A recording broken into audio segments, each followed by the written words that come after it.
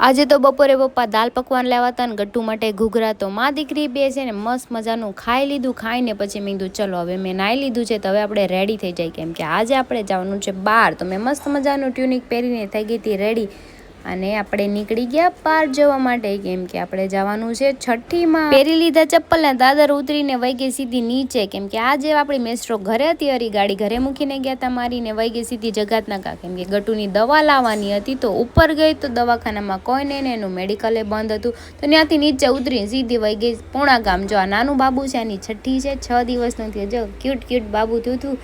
છઠ્ઠી હતી તો આપણે જવું તો પડે જ તે.